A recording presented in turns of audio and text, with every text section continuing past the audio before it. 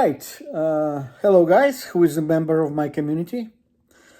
Welcome back. Who is not? Well, please do subscribe, or if you're on a TikTok, follow.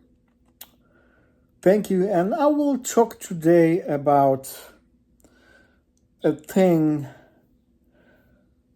the end of gangstalking, what it can be. I will talk about what people are scared about by the end of your gangstalking. And actually, it's not so good. Usually, gang stalkers are very merciless because they don't expect for you to win. And winning in general is very wide meanings. For them, the winning is to kind of destroy you in a way, and they usually do succeed. But for you to win is unthinkable, simply because the power of their power doesn't allow them to break their ego that somebody won in a way. But they cannot just say, leave it and live. They will just go after you. Doesn't matter what it is. And I started feeling it really in a bad way lately, because when I got all my bricks in order, and I find out where my father's research is, how much does it cost, and how much money you can make if you have some of it. And then I start talking about my mother's death, and so on and so on. Practically, I start getting information which was massive. And then I got all the crap, flying on me, and kind of get me understanding what is going on. I will show you a really short thing here with inserts of story from World War II. Now, there's a lot of talk about Ukraine. So I was born in Ukraine. My mother was born in Ukraine. Even if I said I had a really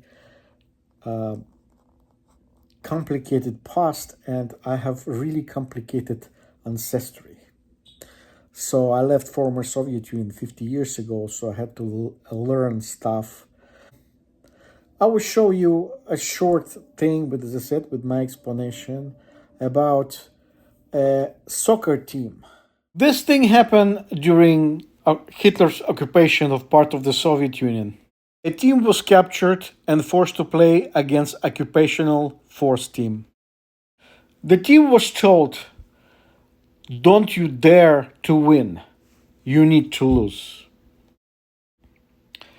In front of a big audience, a full stadium in Kiev, the two teams start playing, and in the end, the Dynamo Kiev team won over the occupational soccer team, and it was their last game they ever played.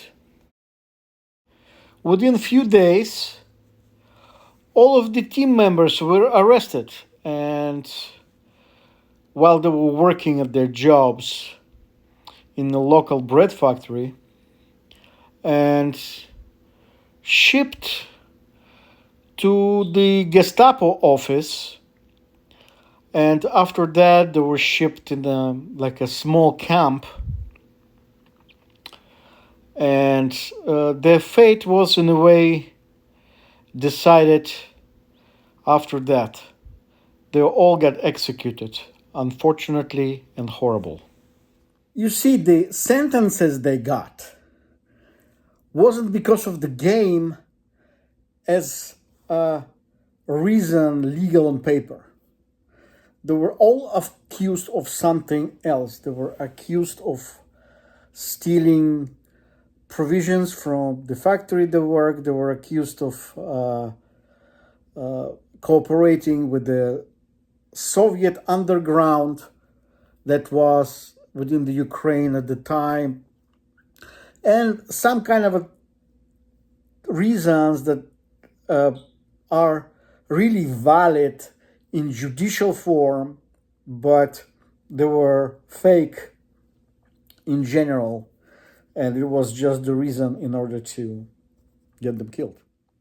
Few years back in Salt Lake City, I was in a store and I met one of the gangstalkers at the place before that I worked, and they kind of forced me in general with no pay, with no anything, with attempt to ruin me financially.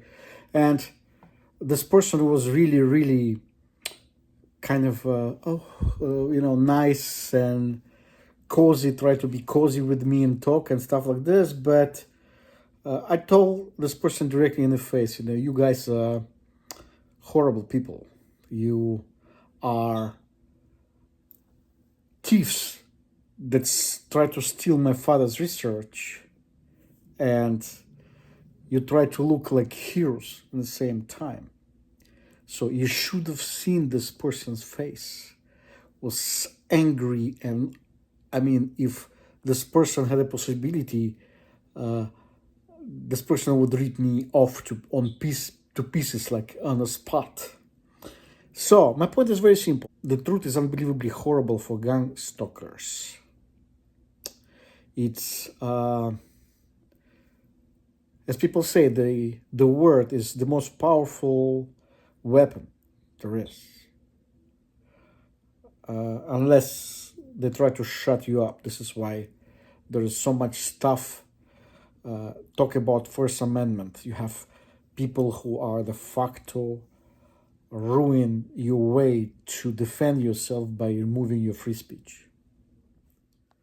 Well, so my point one more time is this.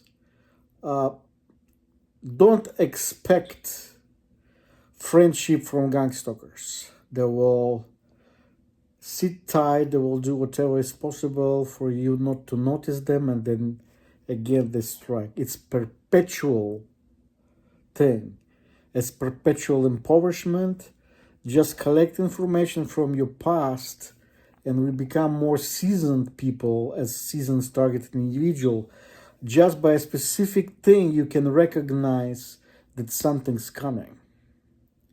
This is what my channel is all about.